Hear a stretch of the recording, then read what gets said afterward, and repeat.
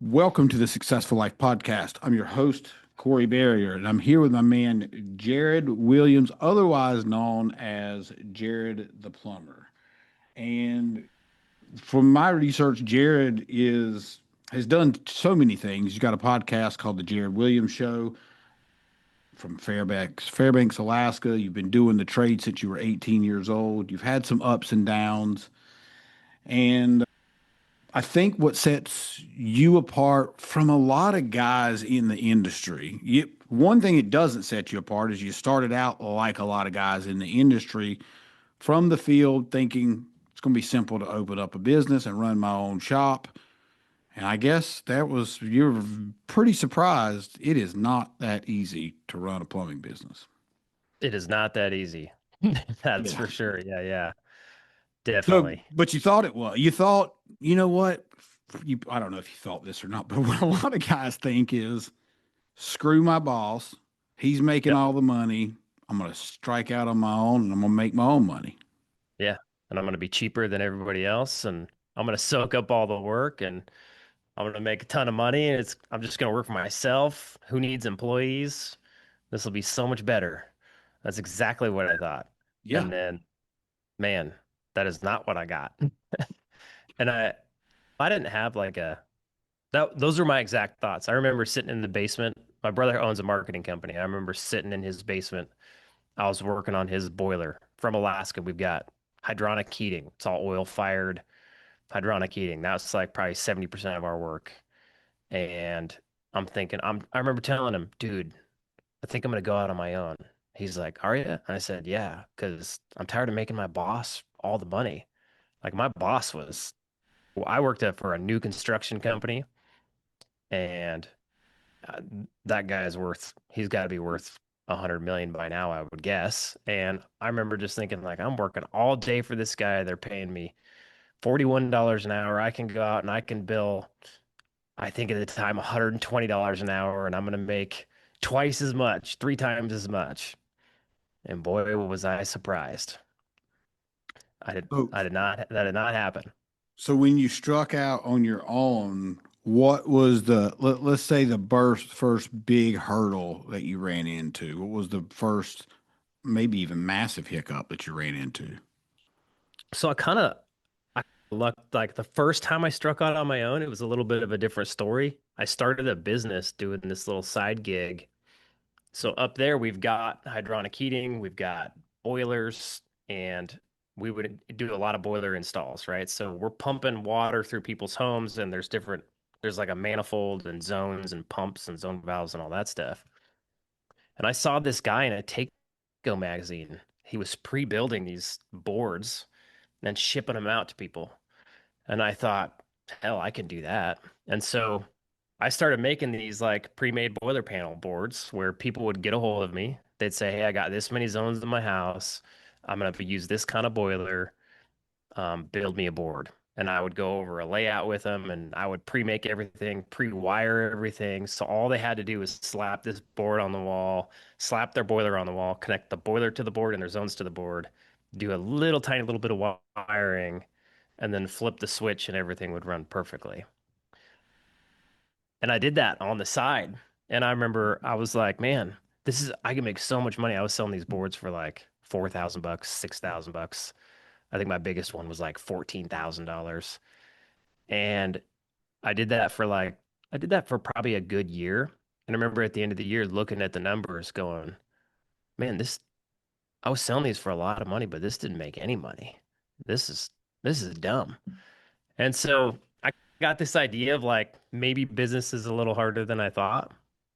And so when I went into business the first time, I was like, okay, I was working with a guy and I said, hey, I'm going to start my own business. And he goes, dude, I want to do it with you. And I was like, well, I had this little glimpse of like, man, doing this on my own was really hard. Let me do it with a partner. So the first hurdle I ran into was just the hurdle of having a partner. We started going, we were probably a year in and we got involved with a bunch of like some I want to call them remediation companies, guys who go in after floods and fires and whatever you call those. And we were working for these guys, and man, they were the cheapest of the cheap. They never had their stuff together. They'd call us out to these houses and they'd be like, "Hey, we're ready for tubs or we're ready for rough-in," and they wouldn't be.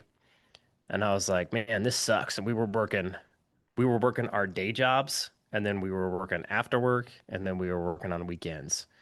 And my partner absolutely loved it. And I was like, this is not for me, man. I want to work less and make more. That's my goal. I don't want to work more. This is terrible. This is not what I signed up for. I wanted some freedom. The money was less important than the freedom to me. I wanted freedom more than anything else.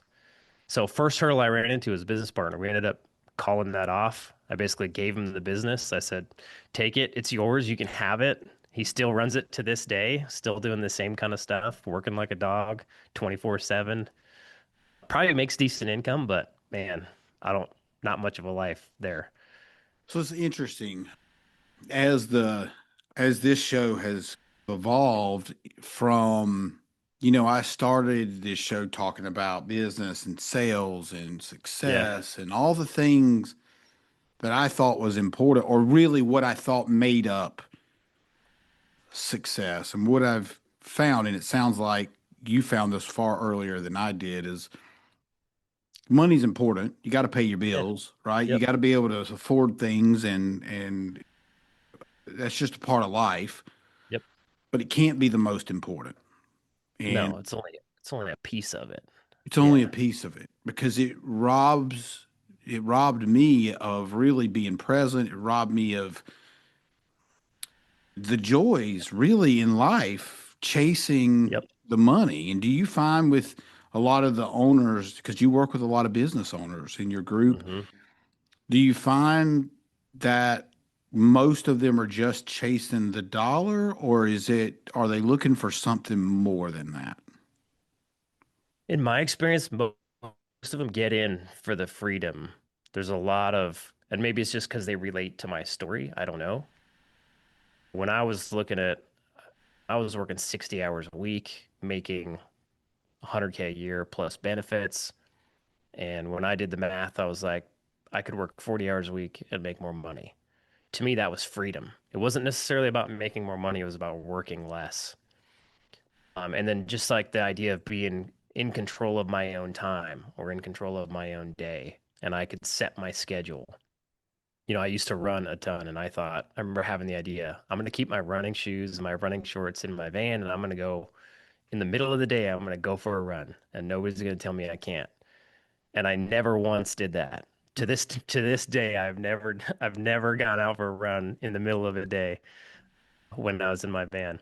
And so yeah, for me, like it's this idea of freedom. And that's probably what I find the most with people is they want the freedom, and then when they start getting into, oh crap, customers are calling me, oh man, I gotta handle all this billing, I gotta do all this paperwork at night.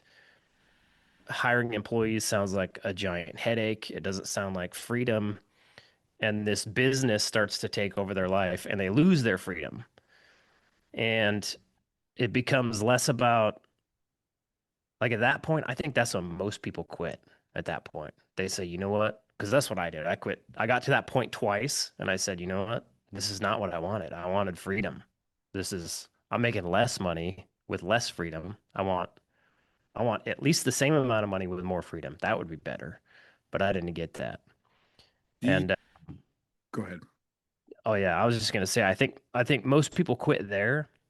And if they don't, I think what ends up happening, because this is what happened the third time with me, is I found the way to get the freedom. I figured out how to create systems and processes and price myself properly and how to hire employees and how to get them trained up and how to get them doing the things that we want them to do and to create an income.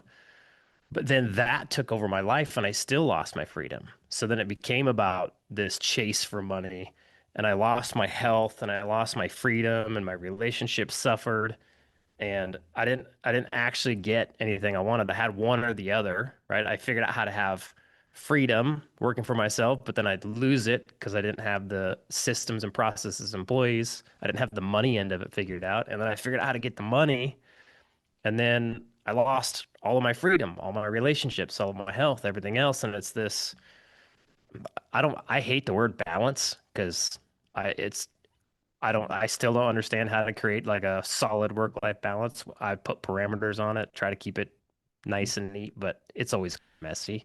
But it took me a long time to figure out how to maintain health, freedom, and still have money. And I think when you can get that together, that's when entrepreneurship or business, that's when it really is like clicks. You're like, "Oh, okay. This is awesome. This I can do. Let's do more of this."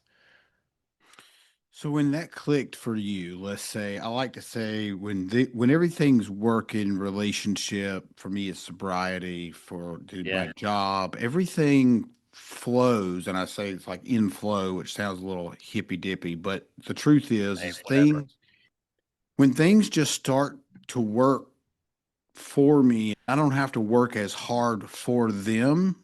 Yep. I feel like there's a level of there's a level of peace that comes with that. And I fought so hard to get to the thing that I wanted. And I fought Hmm. so hard to get the relationship that I wanted. And I think it's kind of like a salmon swimming upstream. Like it just Hmm. couldn't really get any traction because I was in the way. Yeah. And so when you say health and the things that it affected your relationships, can you dive a bit deeper in that? What do you mean by that? So, and I like to think of everything in seasons is the best way for me to describe it. Is like there's a time where you're probably going to have to push on your business because it needs it. But what you have to recognize is that it's just a time. It's like having kids. Do you have kids, Corey? No, but I've raised a child Okay. for about 10. Uh, they're a pain in the butt, right? Yes. But and they go through phases. Like you got your little baby, they need all your attention. Super annoying. And then they start being able to walk, and you can set them in the living room and they play with their toys, and it gets a little bit easier. And then they get out of diapers. And there's these seasons to raising a child. They turn into teenagers, and now they're a whole different kind of pain in the butt. And then they move out. And now there's a whole nother season of having kids and then grandkids and all that stuff. And, and your life is the same way, right? So the that's why the work-life balance doesn't really make sense to me. The continual work-life balance. So I like to think of it in like chunks. Okay, I'm in a season of I got to put my head down and get to work and get this thing built so that it can produce. And then maybe I'll go back and be in a season of health. And what happened to me is I I pushed real hard on prospector plumbing when we were building that. And I forgot about you don't have to totally throw your health in the trash or totally throw your relationship in the trash. And I was in a season of building, and what I did is all I focused on was building, and everything else went in the trash. I didn't spend time with my wife. I didn't spend time with my kids. I didn't like I stopped I hardly ate because if I ate, I wasn't doing enough. I was sitting at a desk all day. If I ate, I started gaining weight. And then your hormones start to suffer and you start gaining weight and you start losing muscle. And there's a video you can go watch. It's on the Prospector Plumbing and Heating website, prospectorplumbing.com, where I go watch that video now to this day and I'm like, holy cow. Like it was right at the end. I'd probably worked on Prospector for like 3 years and I finally filmed this video. And I am just like, my cheeks are sunk in, my arms are super tiny, all my muscles gone, and I didn't realize how bad it was until like 2 years later. I'd moved right after that video. I moved to Florida and I started hanging out in the sun. I started eating more food. I started exercising. I went and got my hormones checked, got my blood panels done. And I looked back on that video and I was like, I remember telling my wife, I have some pictures of when we first moved to Florida. And I remember telling her, why didn't you say anything? Like, how were you even attracted to that? And she is very nice. She didn't tell me that she wasn't attracted to that, but I guarantee you she wasn't because I was like a stick figure. But yeah, I guess in hindsight, looking back on it, I'm in a phase now where I'm working on a company, started a pressure washing company here called Dude Wash, and I'm in that phase again of building, and I'm much more conscious of, okay, I need to come to work and I need to work some days, but I also need to make sure that I'm packing my lunches, eating healthy, exercising. I don't have to gain 20 pounds of muscle over the next year while I build this company, but I also don't have to throw it all in the trash. That's what more of a balance looks like to me. Yeah. Jared, would you say that's really just setting an intention and then following through with that intention? As you mentioned, you're packing your lunch. Like every day, I do the same thing. Yeah. I'm eating carnivore diet right now, and Hmm. I don't really know how long I'm going to continue it, but right now I'm getting incredible results, unbelievable Yeah. results. And so every day I cook all my food, I pack it because, well, I can't trust food out there, right? Right. You can't go through a drive-through if you're on, I guess you could make it work, but I'd Yep. rather not. And so it's a process, but I know for me, I'm going to feel better if I'm prepared every Yeah. day and I know what I've got to eat. I know what I've got, I know the water that I've packed. I drink a ton of espresso. That's all packed. It's all ready to go. And it's a, it's an hour-long process every night, Yeah. but it's worth it to me because I can function. I don't leave when I get to work. I don't leave. Like I don't leave until I'm ready to go home because Yep. I've got everything laid out and I can make up that hour that I spend at night at work while I've got everything Yes. ready to go. And I think it's just that helps me to stay in flow with what I'm doing. I don't like to leave.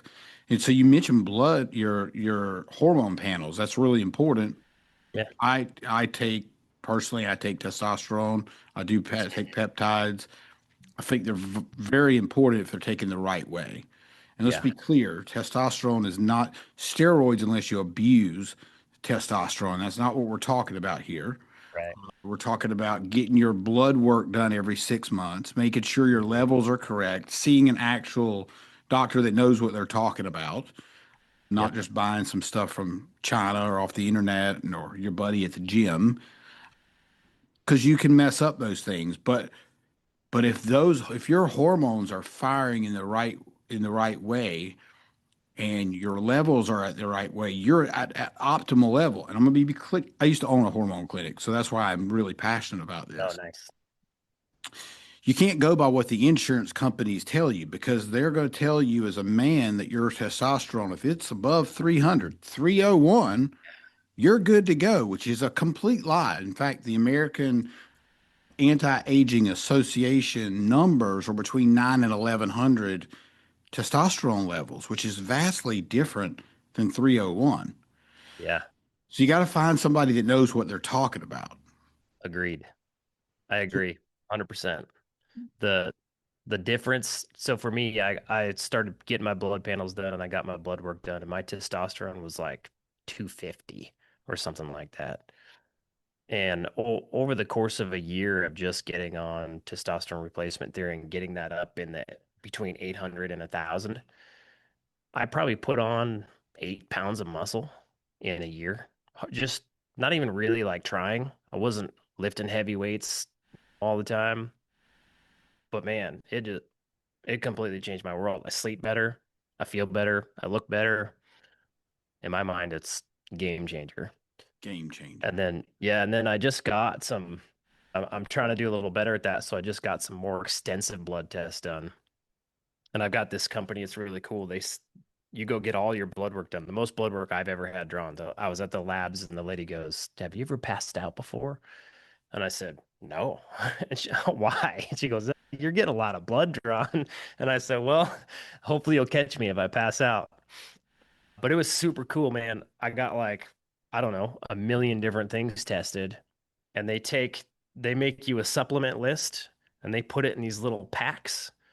And all you have to do is tear off a pack every day. And I got all the supplements that I need in one day, which is really cool. And I've got a year's supply sitting at my house. And then they retest you every 3 months to make sure you don't need anything else. Super cool.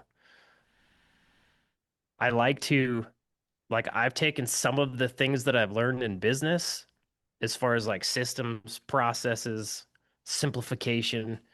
And I've tried to apply those in my personal life to help keep these things in balance while I'm growing this other company. So, like the idea that I can get a blood test, somebody will pre-pack all my things into a little packet, and I don't have to remember anything that I have to take. I don't even know what's in the packet. All I got to know is I got to take that one packet. Super simple, super easy. I can do that every day, no problem. Like food, we make food for dinner and we just double the amount we make, and I pack leftovers and I bring those to work. I have a camper van that I drive with a refrigerator in it, and I keep turkey meat and cheese and tuna in there just in case I don't have dinner. Super simple. I go out to my camper van, I can whip up some tuna, I can take turkey meat and put some cheese on it, and I'm good to go. Those are the ways that I'm able to like keep that stuff in check. Because like business takes up so much of your brain. For me, everything else outside of that, it has to be on my calendar. I have to have a system for it, a process for it, or it doesn't get done. Even like time spent with my wife or kids, I got to put that on my calendar. It took me forever to learn how to live on my calendar. That was absolute game changer for me. The idea I teach in my course, I tell everybody, you guys should go write down everything that you do in a day. Like I go to bed, like all the stuff you should be doing too. All the recurring stuff. I got to go to bed, I got to wake up, I got to shower, I got to drink coffee. I should be journaling in the morning. I should be going to work, or I'm working on this project, whatever you got going on, write it all down. And then I have them put it in a T graph, and they split it between recurring tasks and one-time tasks. And I said, now go put all your recurring tasks on your calendar so that that stuff is set. And what happened to me when I did this, I realized like how little time I actually have, how little white space was left on my calendar after all of just the normal stuff that we have to do in daily life just to function, right? Yeah. And the cool part about that is then everything that's in your one-time tasks, I have them go put it in a spreadsheet and they check it. They either check it, automate it, delegate it, don't do it, or I have to do this. And then everything that you have to do, go put it on your calendar. And you'll see, like, man, I don't have time for much. Like, I really have to, I have to value my time and set aside time for the things that need to get done, or they're just not going to get done. That's been absolute game changer for me. Something also, I think I realized this the other day. I was thinking, all right, I need to, I'm the director of sales and business development at Zoom Drain, or at least this location. And so my job, I do a bunch of different things, but my primary job is to grow the business. And Cool. so I'm doing that through property management companies, so on and so forth. I thought the other day, I need to email this person and check something off the list, whatever it was. I'm like, I guess I could just do that tomorrow. And I realized here's what I'm doing. I'm Yeah. putting this thing off to tomorrow. So I feel like I have something to do tomorrow when I've Yeah. got three other things that I know I need to do Yep. tomorrow. And Yep. so I just thought that's such a ridiculous thing to think that I'm going to put this off to tomorrow because maybe I don't have a full day tomorrow. And so I got to put this thing on there that I know I could do today, but put it on till tomorrow. So I feel like I'm doing something tomorrow. No, get it done Yep. today and then Yep. free yourself up for the thing that you really need to be doing tomorrow, or the thing that's unexpected, because they're going Yeah. to come for sure. Yep. But it also frees up your brain to have that space to welcome that new thing Yes. Yep. I have a rule. If it's like under 5 minutes, I do it right now. right now. And then if it's 10 minutes to 30 minutes, I write it down and I have a block of time on my calendar for getting those things done. And I can say, oh, like, I keep a piece of paper. I got it with me right now. I just have some paper and a pen always with me, and I'll write down the thing so that it's written down and I can forget about it, freeze my brain up again, like you said, and then I'll get to it when I get to that block of time. And things like don't check your emails in the morning. Right.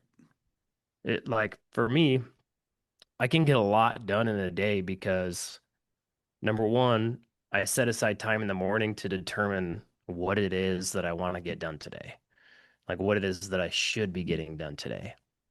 And I'll write those things down, and then those are the things I do first. So when I get to work, I will come to work and I already have a pre-made list, time blocked out of my calendar, and I'll say, okay, let's get these things done. And they're typically things that are going to move either my life, my business, or my relationships forward, or all three. And I'm getting those done every day on a daily basis. And over the course of a whole year of just consistently getting the things done that are moving you forward, pushing you forward, making you better, massive change. Small little daily changes, but over the course of time, huge change. And then check your email at noon or at 2 p.m. or whenever. Like nothing bad is going to happen. I remember reading the 4 Hour Work Week, and a buddy of mine gave that to me, probably one of the like the earlier books I ever read. And I remember the part where he says he checks his email, I think once every 2 weeks or something like that. And he's like, yeah, sometimes we might miss something and I'll have to pay a fine or a fee or whatever, but it's not the end of the world. Like my business has never exploded. And he's totally right. Like you could probably check your email every other day or every third day or once a week. So, and the benefit of that is now if you, let's just say I check it 70 times a day, which is probably a reasonable number for a lot of people. Oh yeah. That means that I'm going to react to you every time you send me an email. So, what does that tell you, Jared? That means I've got Corey's attention. As soon as I send that dude an email, he's going to shoot it right back. So, Yep. you're now controlling me because I'm allowing you to control me. So, by setting that parameter up at 12 o'clock or 2 o'clock, it's Yep. also letting you know I'm going to hear back from that dude 24 hours from now, not going to hear back from him today. And so it Correct. really, what you're doing is for me anyway, and I don't do this. I'm just going to be honest with you, but the idea of it makes sense. Hmm. If I train whoever it is that I'm responding to that you're only going to hear back from me at this time every day, you're not going to bother me all day long. Nope. It may Same take a thing with minute. It's a same boundary. thing with text messages on your phone. Right. Like I'll give anybody and everybody my phone number, but during the day, if I'm in work mode on my calendar, this thing is in on silent. It's gone. All notifications are off. And the only way that anybody can get a hold of me is through my Slack channel. And I only give that Slack channel to one or two people. There's only, Internal people. I think I got three people that have access to my Slack channel, and they know don't Slack me if you don't have to. Right. And I don't even have those notifications on. So I want so I to it's in the same realm here. So you're on a pretty big group on Facebook. You also have a paid group, right? Wealthy Yeah. Plumber. Yep. So how do you have that, if you don't mind sharing, how do you have that structure to protect your time? Because there's a lot, I don't know how many people are in there. You would know. How many people do you have? Yeah. So in the Facebook group, there's like over 8,500. I think we have the largest plumbing business only Facebook group. I don't know why. It just happened. It's a happy accident, but it's there. And then in our school group, we've got like 870-ish people in there. Yeah. Let's 807, let's just put the Facebook group to the side. Yeah. But the 870 people pay whatever they pay, what, 99 bucks a month or a year or it's something. This is One, 99 bucks a month. Yep. okay, 99 bucks a month. So part of you must feel that you, at least probably when you started, well, I owe these people some chunk of my time. So how do you Yep. delegate that chunk of time and delegate all the, I'm assuming all the messages, unless you set it up to where you have explained how you're going to respond back and forth to people. How do you manage that? Because it seems like that would be a challenge. It can be. It can be at times. So, and it's definitely been a challenge over the last year or so as we've grown.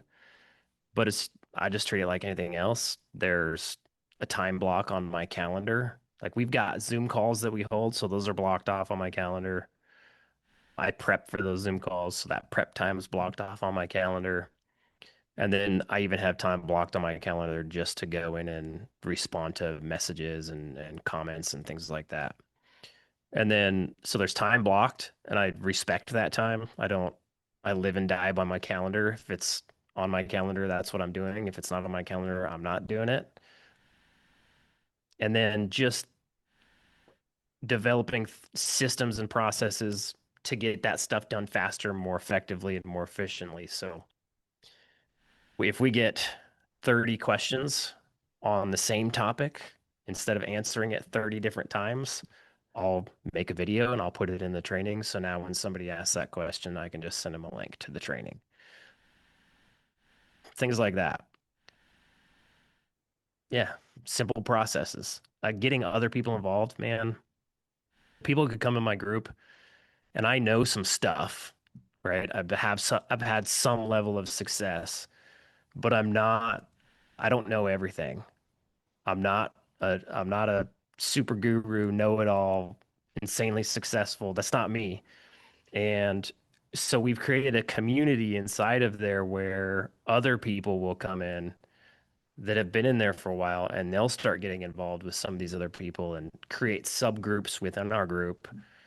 And that's probably really the best part is we've got 860 business owners and there's probably 230 of them that are actively involved in responding to comments and sharing information.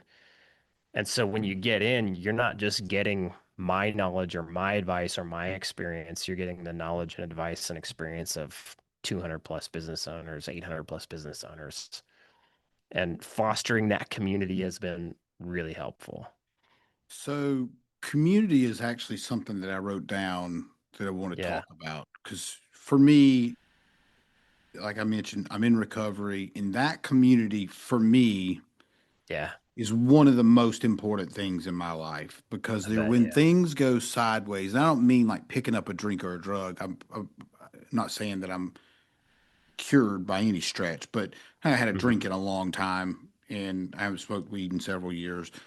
So like the drink and the drugs really not the issue today. The drink and the drug, I mean, the issue really is me, Yeah. right? I'll get in my own way. I'll screw something up. I'll become an egomaniac. I'll say something stupid, or I go through a relationship issue. In that community that I have around me, my inner circle, if you will, like Yeah. your group, is unbelievably powerful in those situations. And I don't know if I'd be sitting here today if I didn't have that tight Hmm. knit community. And I think that's what you're referring Yeah. to in your group. Very similar. I want to do a better job of building those connections for people. I just read a book. Have you ever read The Tribe of Millionaires? I haven't, but I will. That's a good one. So, it's about a guy whose dad created this group called the Tribe of Millionaires, and his dad ends up dying, and he gets involved, then learns a series of lessons by going to the tribe. And the very last lesson he learns is that, and one that I thought was really interesting, was that your life will be judged, or the success of your life is a measure of the quality of your connections. And over the last, I've always poo-pooed like networking and all of that kind of stuff.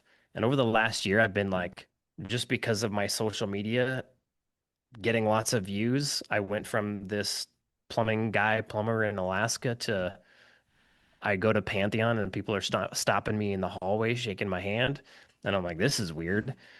And then people reaching out on Facebook and wanting to connect. And well, here I am on Corey Berrier's podcast. And the effects that just building those connections with people, like one really good example of this is I was going through my Facebook group and I realized there's a lot of people from my hometown in my Facebook group. And so I started going and adding them as friends because I thought, well, these people are business owners. I'm growing a business right here in Pensacola. I'm going to go add these people. And I ended up meeting my neighbor. he reached out. He said, "Hey, we should hop on a Zoom call." Turns out we literally live like, if we were to fly to each other's houses, probably a half a mile apart. And so we've started to build a good relationship with him. He's a big networker. He's like, "Hey, let's go out to coffee. Hey, let's go out to dinner. Hey, you should come over and help me slaughter my chickens or whatever." And I'm reluctant. I'm like thinking like, what does this guy want? Like what is like, I don't understand. And what he understood is he just wanted to build a relationship. He just wanted the connection. And my connection with him, he's a very successful guy, grown lots of businesses, super smart. His wife's super smart. And I have learned so much just from being around that guy that there's things that I'm doing now that have made me money already that are probably going to make me a lot more money in the coming years that have saved me tons of time just by going to coffee with a guy, just by going to help him slaughter his chickens. The power of networking is phenomenal. Another example. I'll Y- give you another one. All right. I met Ellen Rohr, right? Yep. My social media allowed me to meet Ellen Rohr. Ellen Rohr got me to be a Service Titan super ambassador. Still don't know what that means, but I am one. And that allowed me to get my pressure washing company on Service Titan. That never would have happened had I not done social media, put myself out there, built a relationship with Ellen Rohr. I wouldn't be on Service Titan to this day.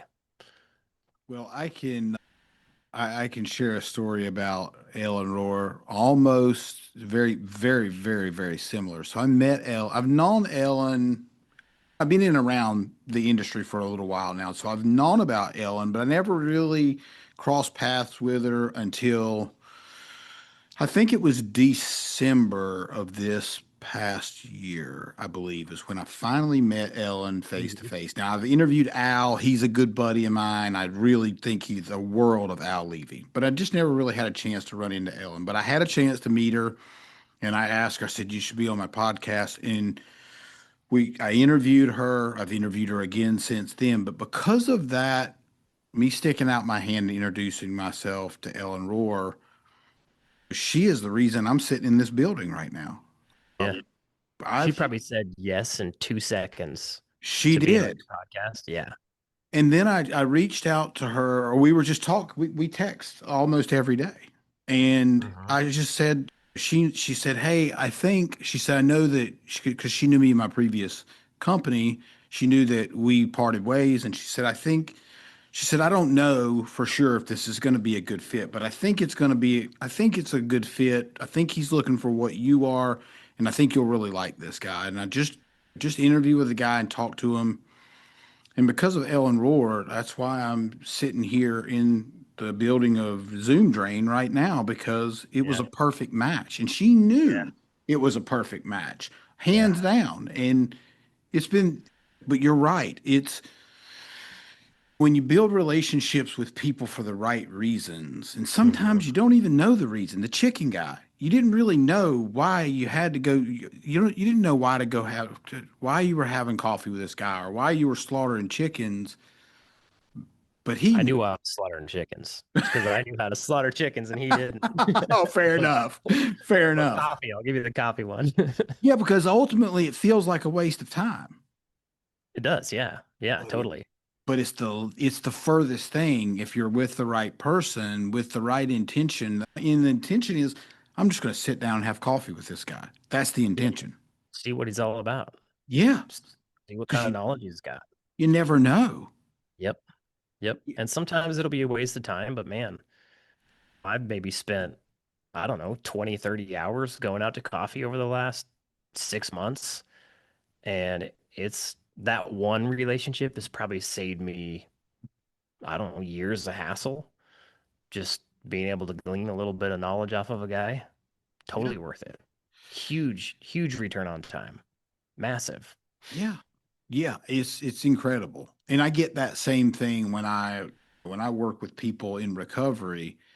It's I do it because honestly, it's a very selfish situation in recovery because Yeah, yeah. I'm helping these new guys because it helps me. I'm not Hmm. doing it so they stay sober because really it's none. If they don't stay sober, it's not my problem. Yeah. but it does something for me that's almost metaphysical or spiritual or maybe both when I freely give that time. There's a guy right now in Canada. I've never even met this guy. And I Hmm. spend 20 or 30 minutes on the phone with him every single day Yeah. because he found me through a different podcast and like connected with me through a website, which was just odd. But now I've been able to help this guy through his relationship because I went through the same thing. And like I Yeah. understand where he's at. And there's something to that that's just about as it's better than making a whole bunch of money in one day. Don't get me wrong. Oh, Making a bunch of money in one day is great. But it's not necessarily for me, it's not fulfilling. There's a no. dopamine hit for sure, Yep. but that's it. Yeah, I think you need both sides of that spectrum. Like you need the people that are close to you, that are around you, like your tribe, the top five people you hang out with, right? You're an average of them. You need to have those people that are pushing you or an example to you of fitness, health, wealth, relationships, whatever, to help pull you up. But also like you said, helping other people, that's a huge, it's a, I look at it as giving. You're giving your time, not just giving your finances or giving your knowledge. You're giving some of your time to this guy. That's a huge part of living a fulfilled life. It's funny because like I've talked to a ton of very successful people, and at some point, the money is it just is what it is. Like you have enough, right? For me, I hit that point really quickly. Like at like 250K a year, I have more money than I know what to do with. And so everything else, so then you start wondering, well, okay, why am I continuing to be in business? Or why do I continue to have a coaching program? Or why do we continue to do this podcast? Or why do we go to events and talk to people and meet people? And it becomes more about like you have to define a bigger purpose than the money. And I've talked to a lot of very wealthy people, and it always comes down to the impact at the end of the day. All of them reach that same point where they say, okay, I've got enough money. I have plenty of resources. I don't need anything more. So what am I doing? What am I doing this for? And they genuinely want to help people out. And it took me a long time to understand like why, like my neighbor, for instance, why do you want to help me out so bad? It's because to him, it's like you helping this guy out, getting sober and helping him live a better life. I'm that person to him. He's made way more money than me. He's way better at managing his time than me. He's got very successful relationships, and now he gets to help me achieve those things as well. That's what being fulfilled is. And the human connection with that portion too. Over the last 4 or 5 years, I think a lot of folks have become very disconnected to human beings because Yeah. like we're sitting here now. You do your podcast in person, which I know is a much bigger pain in the butt than me doing it in on Zoom. But I Yeah. would almost guarantee that your conversations have more connection Hmm. than us looking through this screen. Yeah. And I was just listening to a podcast the other day. I think it was the Diary of the CEO, and he was talking about how men, especially, have become so disconnected from society, from dating, from picking up girls, Yeah. to now they've moved over to swiping left or right. And so the the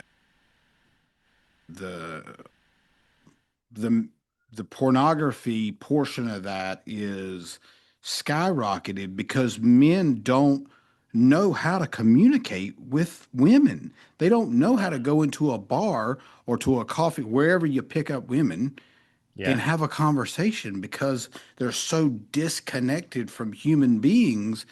Yep. And that's really sad. Yeah. between COVID and social media, yeah, people Yeah. live in a different world. It's actually kind of like I've got friends that they'll come over to my house and they'll be over there like this. And I'm like, what are you doing? You're at my house, man. You're here Yeah. to hang out with me. Like, throw that thing in the trash. You don't need that. Like, pick and those are the same kind of people that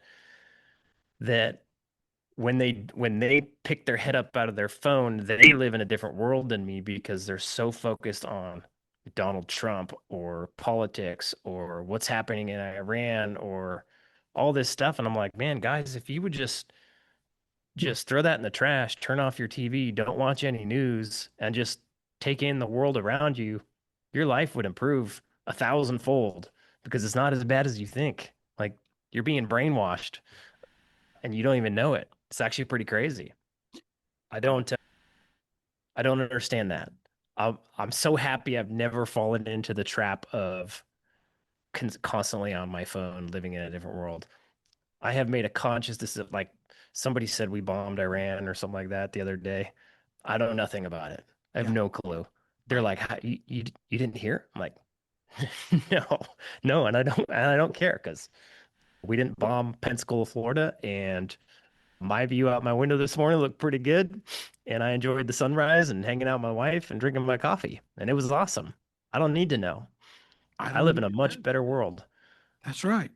Yeah, just because I curated it for myself. Yeah, dude, I'm 100% with you. I know my dad is blown away every time I talk because, he's 75 years old. He Yeah. watches Fox News and like, Yep. he's like, I can't believe you didn't hear about. I'm like, dude, I said, what difference does it make to me? He's like, you got to know what's coming. And I'm like, do I? Do I need to know what's coming? I really don't give a shit what's coming because whatever's coming is No. coming, regardless if I know about it or not. Yeah. I've got my guns. I know how to shoot. There I'll you be all go. right. Right.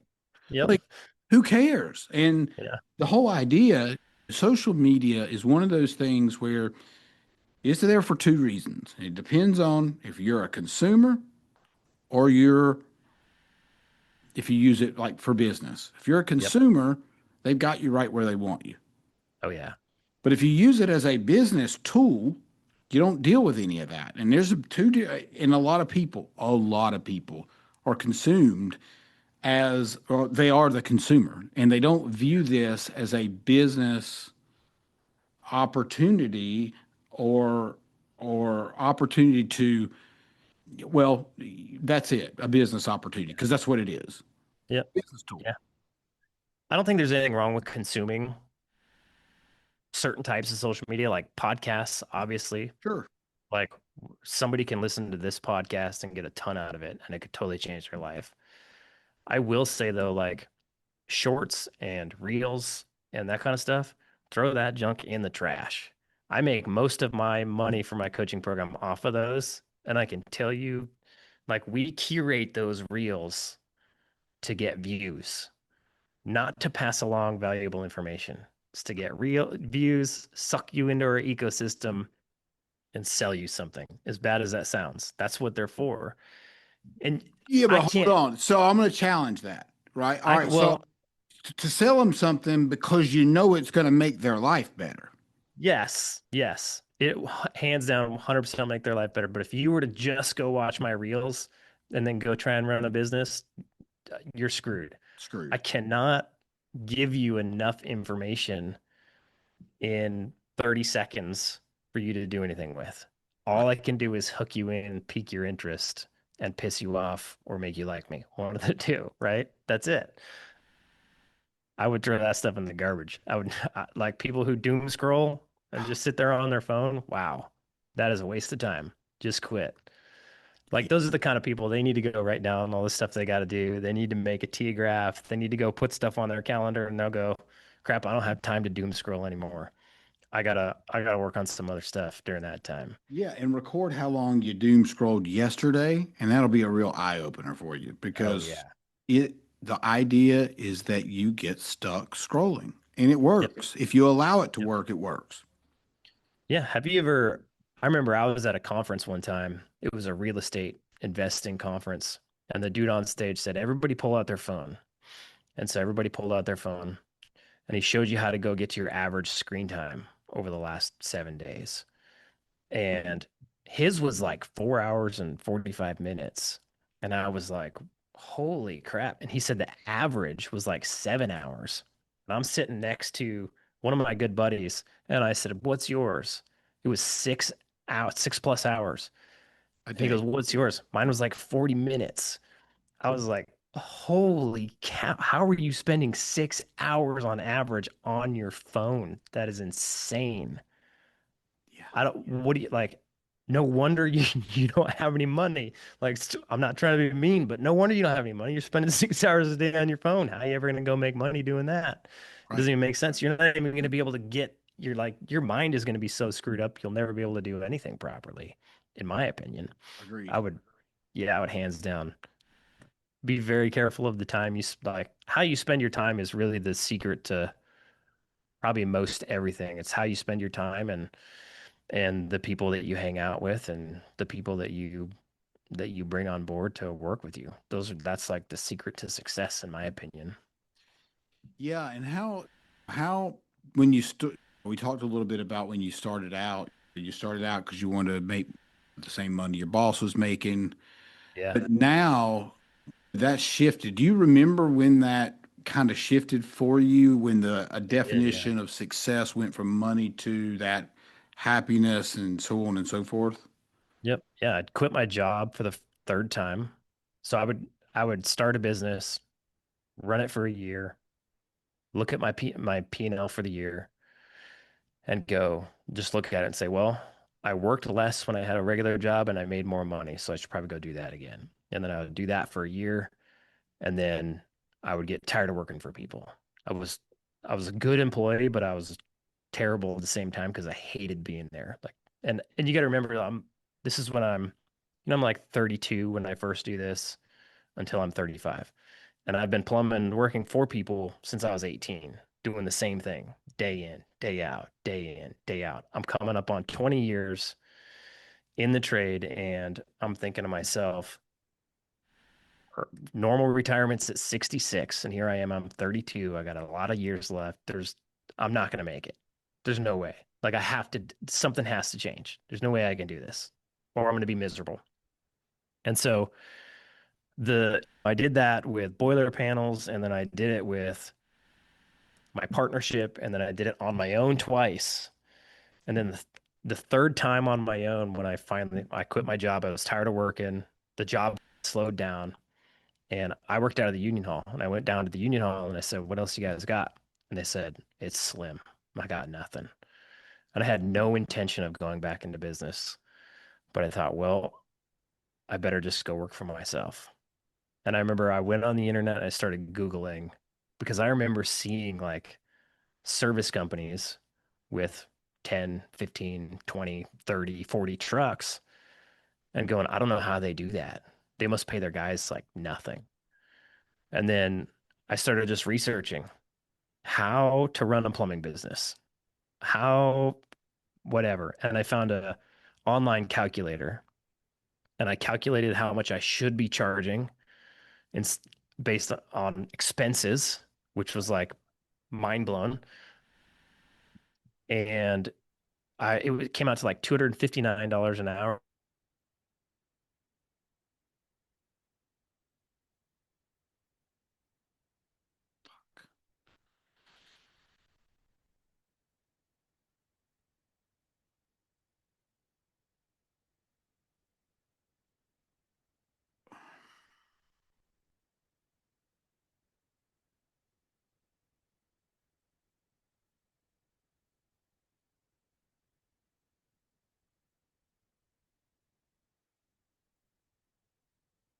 There you are. Yep.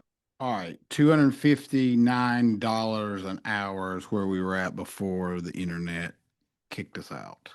Okay. So you froze for a little bit. So I calculated my prices and it came out to 259 and I was charging 140 and I thought there's no way. Like nobody's going to pay $259 an hour. Now mind you, I'm in Fairbanks, Alaska. There are no big plumbing companies. Like there's nobody charging anywhere near that. I think the most expensive company in town was 150 and the opinion of them is that they were a ripoff. Like they were crooks, right? and especially in the plumbing industry, like the sphere that I was involved in. Those guys were crooks. They were terrible people. And I looked at that 259 and I thought, I got nothing to lose. And so I remember going to my first job. It was easy for me to turn my business back on. Thankfully, I had a GMB, I had a brand, I had a logo. It was J-Rod's Plumbing at the time. I had customers that liked me, make a few Facebook announcements. I'm up and running. And I go to my first customer's house and he wants tons of stuff done, like a whole day's worth of work. And I give him a bid and it's thousands of dollars. And he says, yeah, let's do it. And I was like, holy crap. And he comes back to me at the end of the job, time to pay. All the work's done. He said, that works out to like almost $300 an hour, right? And I said, yeah. He goes, that's expensive. And I said, yeah. He goes, you got me over a barrel though, because you were the only one that answered your phone.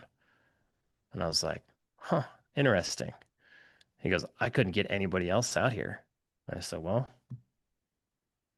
sounds like I do.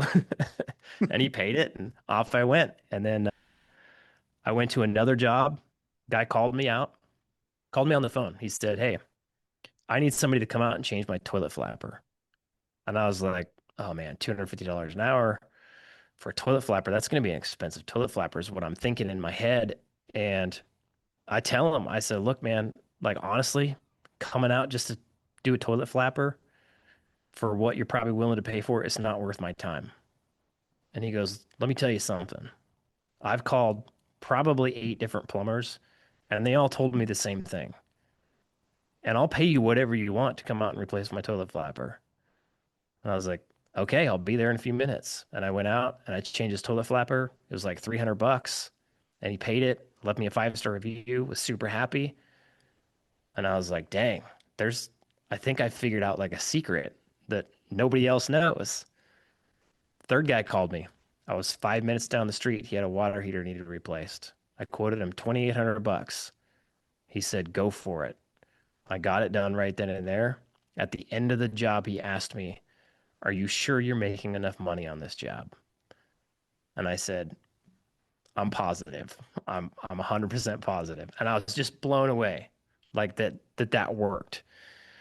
And in a 6-month period, just by raising my rates and giving prices up front, I didn't give options or any of that. Just raise rates, prices up front. I literally wrote estimates on a piece of paper. No software. I took payment through QuickBooks. That was it. Like that was my only software. In a 6-month period, I did like $800,000 in revenue and stacked away a ton of cash, bought more vans, rebranded my company, did a ton of marketing, and that business just exploded. It was crazy. That was the first realization. It was like my whole thing. I remember back in the day, I would crunch the numbers and I would say, okay, this guy cost me this much money. And so he needs to bill out this much of his time at $120 an hour for it to be worth it. And it was like more time than he worked. And I knew from my experience that I'm not going to bill out all my time. And I thought, so this just can't be done. I don't know how these guys are doing it, but it can't be done. And then when I figured out that secret of, oh, you just have to charge a lot or more than you think, and you can because there's people out there that are willing to pay it because most guys don't charge enough. And so they can't actually go out and serve the customer because they can't afford to. I was off to the races. It was super cool.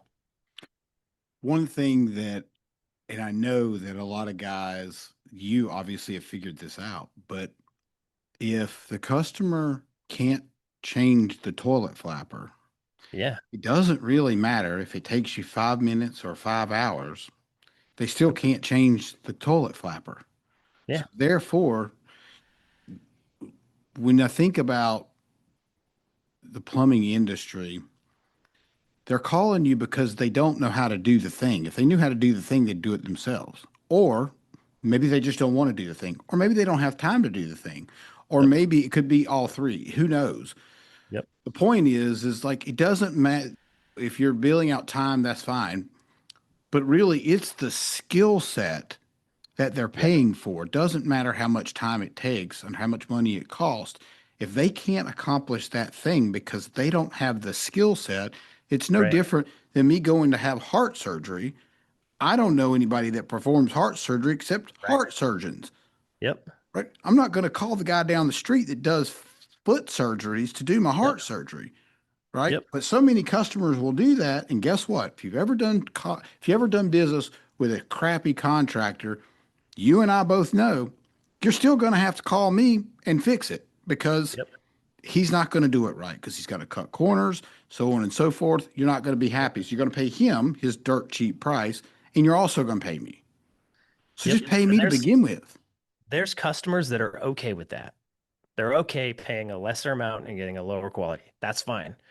What plumbers don't understand is we think that customers want low price, high quality. And they do, but we don't believe that there's customers out there that will pay a high price for high quality, and that's where we go wrong. Like there are so many customers out there that are dying to pay you more to come to their house and offer them a better experience, and they just don't know who to call. And if you can fill that need, there's a massive need for it in any home service industry. That need exists. Yeah, And if you can just put together a good process where your phone gets answered, you book them on the schedule, you get out there when you say you're going to get out there, you present them with a price up front, they are willing to pay you, and you get the work done like you said it was going to get done, and it's good quality work, they'll pay you all day long, and they'll leave you 5-star reviews all day long, and you'll have a customer for life because 99% of the guys out there don't do that. 99% of the plumbers don't answer their phone. They don't even know how to give a price up front. They don't even want to go do the job because they don't think they can charge enough to make it worth their time. that's right. And yeah, and so there's massive opportunity to just raise your rates and go do the work that nobody else wants to do and do it well. You're 100% correct. That's part of I don't have a secret. Like, I know the industry and I know that what you're saying is absolutely the truth. Yep. And so the reason I've brought on about 850 new new customers, if you will. And what I mean by that is I'm not saying I brought in 850 people that need services today, Mm-hmm. but I've partnered with property management companies that have all those people that are renters and they're selling houses, but primarily renters. Well, guess what? Renters are going to F your toilets up constantly because they don't care because they're the Yeah. renter, Yep. right? So I've brought all these people in because I know the need of having a plumber is a good plumber is almost impossible to find. So Yep. I'm feeling a need that I know is there. I just have to Yep. knock on the door. Yeah. That's it. Knock on the Yep. door. Here's what we offer. Here's what we do. We'll be there Yep. on time. We won't overcharge you. We'll make sure it's fair. We'll have sometimes we even have some prices in place. It doesn't Yep. mean it's going to be that way every single time, but then it opens up the door for repipes and all kinds Yep. of massive jobs. But you Yep. gotta treat those people the right way because, or you're going to be just like the other guys. And so that's where my job comes in is I'm going to nurture those relationships Mm-hmm. and they're never going to forget me. Even if I make a mistake, they're going to say, well, it, if I've nurtured it right, they're going to be forgiving if that's it, because there Yep. are going to be mistakes, of course. Yep. Yeah. People are used to that, used to mistakes happening. It's Yeah, part of the deal. Yeah. absolutely. But my God, just show up. Just show up on time. Just show up when you say you're going to. That's half the battle these days. Yeah. And then just charge them enough to where you still make a profit and Yeah, let them decide if they want to use you or not. that's right. There's people out there that will use you at the end of the day. There's more than you think. Yeah. It, I'm always surprised. Always. So how do you? So I tell you another thing. Some of the things that I've done here is also put in different systems, as you mentioned, and processes that Hmm. they were just.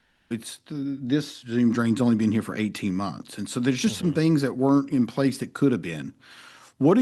how do you follow up's a big deal, right? Mhm. Most people in the trades just are terrible at follow Yeah. up. They don't Yeah. touch back with the customer. If they say no, they just move on to the next lead they're paying for, which is ridiculous. So how do you guys, what do you implement? Who do you use or what do you use to make sure those things don't fall through the cracks?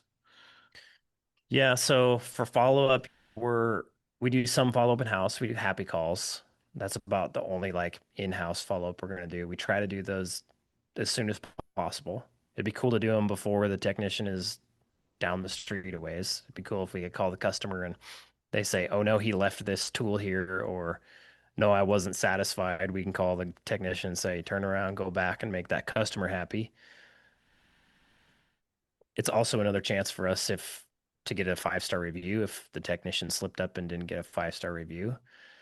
So those are super important to us. And then outside of that, like we're doing follow-ups with currently we use a software we use Chirp to do our follow-up. So it's all just automated emails, text messages, all those campaigns going. We're working on getting some AI involved. I haven't been a huge fan of AI just because it seems AI-ish, but it's getting very good. And it's only getting better and it's getting better very fast. And if we can do follow up and like I think the whole world is changing. Like we've got it's getting crazy actually. Like between a few softwares, we can integrate with Service Titan and say, hey, we have a job here on the map. Let's go pull some data and see how many homes around this area are worth 500K or more. Let's pull those into an automated cold reach out and see if they want us to swing by and give them a free estimate. And then let's use AI to get those people booked on our schedule. And let's also use AI to say, let's dispatch our sales guy to all of those homes in that area all at one go so that we're super efficient on our sales guy's time. It's getting crazy. I think people who are behind the ball on AI or who refuse to use AI, they're going to get left behind. If I can contact the customer, reach out to the customer, and interact faster than you can, I'm going to win the majority of the business. It's it's getting pretty crazy, and I think it's going to be necessary. Like with the cost of pay per click these days, we're like in pressure washing, we're paying almost $200 for a call, and we're literally the only ones doing PPC here, right? We might have like two people spending very minimal budgets. We're the only big players spending big budgets on pressure washing, and it's $200 for a phone call. And you can't sustain that and not follow up on all that stuff all the way through. Otherwise, your cost per booked call is way too high. Your cost per sold job is way too high. Your customer acquisition is way too high. I think follow up is going to be I think follow up and just like AI automation on the back end is going to be imperative. What about voice? Are you referring to some of this as voice? I haven't gone down that road yet. Okay. I've been opposed to it in the past because like my idea is like as soon as all the other competitors are using AI, I'm going to market myself as we have real humans that answer the phone. I love it. But it's going much faster than I intended, right? So it, I don't think you're going to be able to tell it's AI here shortly. We might be at that point now. I don't know. At that point, then yes, 100%. I'll use some sort of AI CSR. I can see the CSR position like in my plumbing and heating company at one time we had 3 CSRs full time doing follow-ups, dispatching, scheduling calls, all that stuff. I can see like you'll be able to run a 10, $15 million shop with like 1 or 2 CSRs. Yep, It's that's right. yeah, it's Because gonna get there is going to be a portion of people, so I'm a part of an AI company that's slowly but surely not becoming an AI company because it's just going so fast. But we built the call center AI for an HVAC company I was working for, hmm and the way we mapped it out. And I'm not the brain. I'm just the like I brought the idea, the yeah, scripts, right? I'm not the guy behind the computer like building this stuff. Right. But we built it out to where when, let's just say it's after hours and they call, and there's other companies out there that do this now, and I think they've done a really good job. Yep. And we've considered using one of them specifically. I haven't pulled the trigger yet. Anyhow, so we would get it to ask if it's a midnight call, wouldn't you rather talk to somebody and get a call wouldn't you rather talk to a robot and get a call booked knowing it's going to be there the next day at 8 a.m. opposed to how everybody does it now, which they might get back to you maybe by 8 a.m. if you're Right. lucky. Yep. I think there's a lot of people that are going to be willing to have that AI conversation. If you're upfront about it being an AI conversation, it Mhm. takes away the trickery of it. And then you can decide. Yep. I agree. So I have just had a conversation with a company for AI text messaging, and we have an after hours answering service, and they're good, but they're not my CSRs, Right. right? They're still somebody else's CSRs. So I always refer to it as the least sucky of the sucky. And they don't suck by any means, but that's a good way for me to think about it. They're not as good, so it's the least sucky of the sucky. Fair enough. And he said, well, why don't you give the customer a choice? Like, would you rather have a phone call or a text message? And then if the customer says two for a text message, then you can use your AI for text messaging. And we get to go in and train this AI on a daily basis. And it's getting really, really, really, really like better than my CSR. Yeah. It makes better text messages than my CR. It's better at booking calls over text than my CSR. And so now I'm saving money on my after hours phone calls because I'm not paying the answering service. It's about 40% of the calls are choosing text message over talking to a CSR. Interesting. Yeah. And so it's just the whole thing is fascinating. It's moving fast. Like What just giving them the choice of, hey, would you rather a text or a call? So, And and I they, know you can't look at it from your standpoint, but let's just take you as an example. yeah, Which guy did you, which camp do you fall into if you're that guy making that call in the middle of the night? phone call. I'm a Phone phone call. call kind of guy. But, or what if I got a text message, if I hopped on the phone and it said, or like press three, we'll send you our online scheduling link, I'd press three. Yeah. And then I'd go to the online scheduling link and I'm going to schedule online. I'm definitely that guy. All right. So what if are you still that guy if you're at Disney World with your wife and kids? Are you still the phone call guy? Oh no, I'm the text message guy. Text Yeah. message. So I Yeah. think it depends on the scenario where you're at, what you're doing. Midnight, Agreed. you're at home, Yep. but maybe your wife's sleeping and you don't really want to wake her up because that could be a whole nother set of problems. Right. Yep. Agreed. Fascinating. Yeah. It's a fast moving, fascinating world. I think it's going to impact us a lot. I think we need to be on it. Yeah, I agree.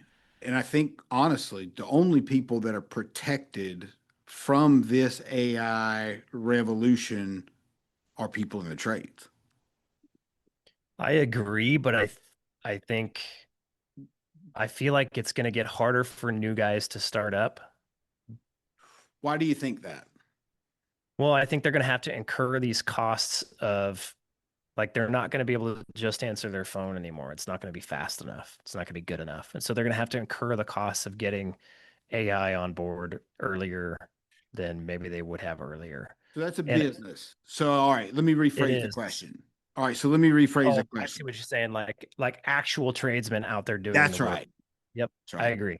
I Business 100% owners agree. are not protected at all. They have to get on board. They need to, yeah. And I think it's gonna I feel like it's gonna create a division between the big guys and the little guys, and it's gonna be harder and harder to be a little guy.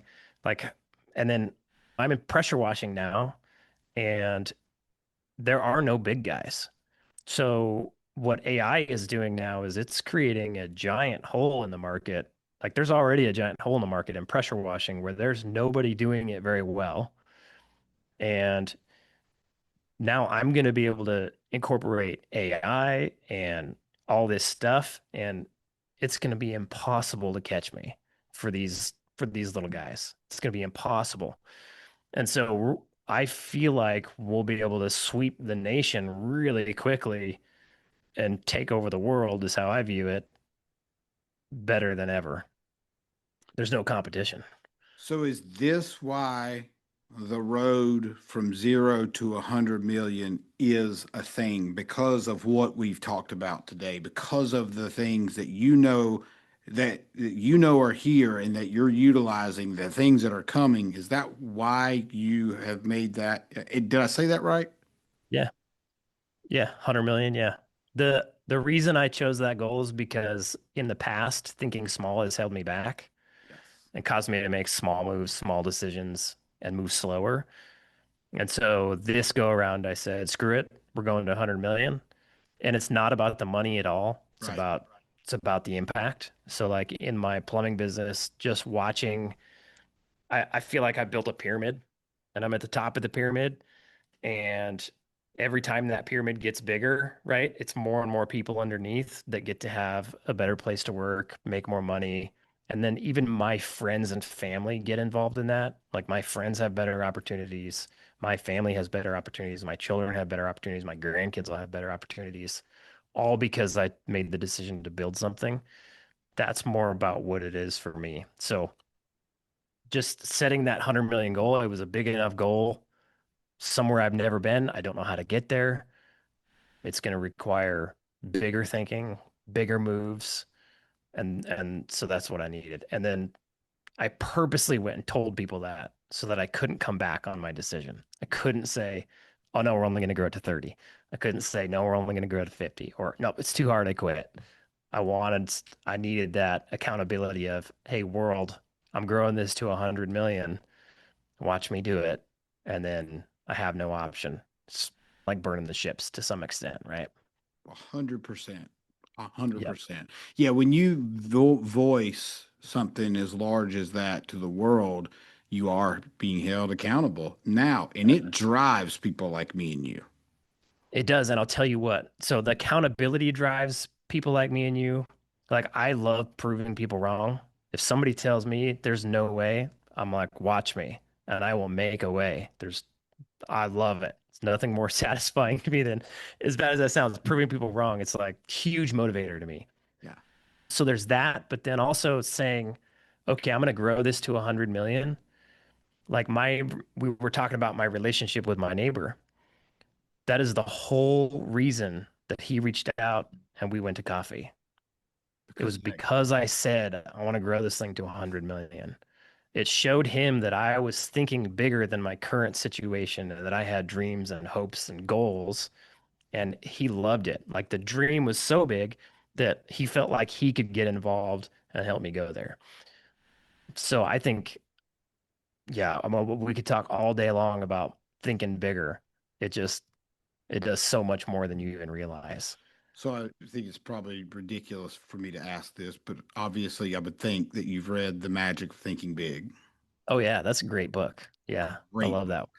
Yeah, Yep.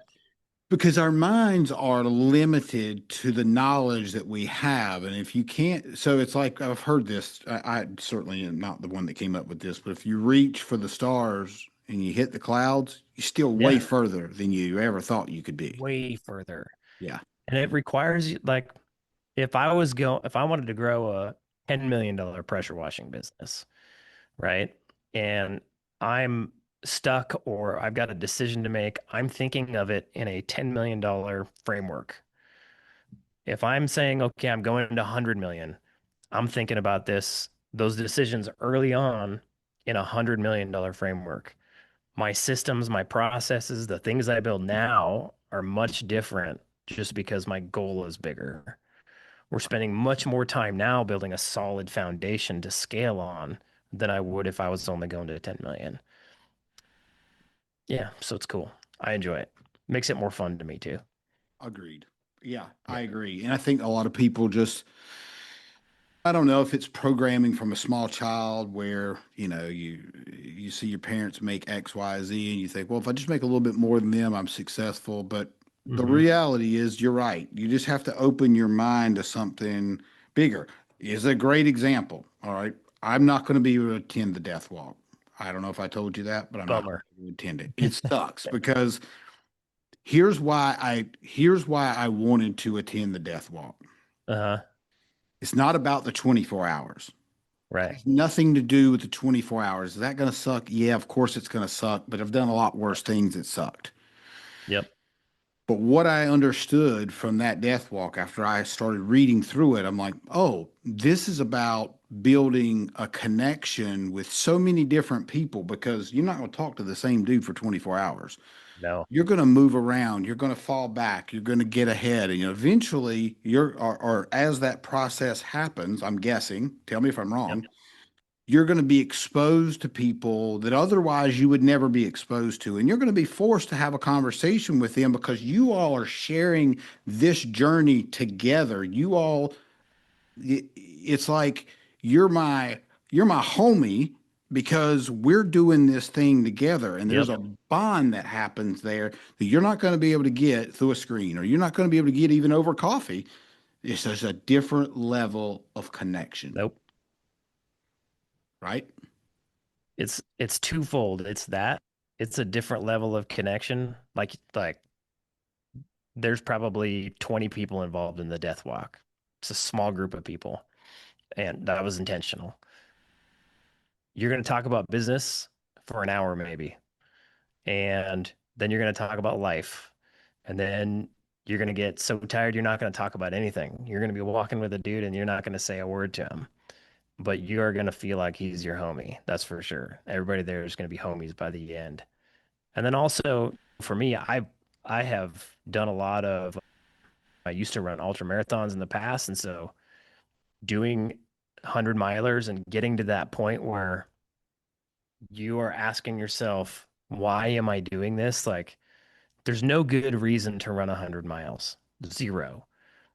And every single race I've ever done, I got to the point where I said, this sucks. I don't know why I'm doing this. And I wanted to quit, but I'm not a quitter. And so you force yourself to finish, and you're always surprised at how hard you can push, even though your tank is empty. And for some strange reason, every time you finish, you have this sense of accomplishment and this newfound idea of how hard you can push on things and how strong your brain is. And so if I can pass that along to business owners, because my thing is I hear them say all the time, this is so hard. And I'm like, you don't know what hard is, man. So I'm going to show you what hard is. I'll show you hard. I want to show you when your knees hurt and your ankles hurt and you're chafed and you're dehydrated and you're hungry and this is the worst, the suckiest of the sucky that you've ever experienced. You're still going to be able to walk and use your mind to push you past those experiences. It's a cool thing to experience when you get to experience it. Yeah. Yeah. I totally get it. I totally get it. Yeah. I hate that has it already happened? Has it No, already it's happened happening this weekend, this Saturday, weekend? July 19th. Wow. That's amazing. Yep. Well, I think that I Yeah. just super that super I can't wait to see what all you post about it and I think all 20 guys will make it because they'll push through and you're right. It gives you an example of how hard you haven't been pushing to.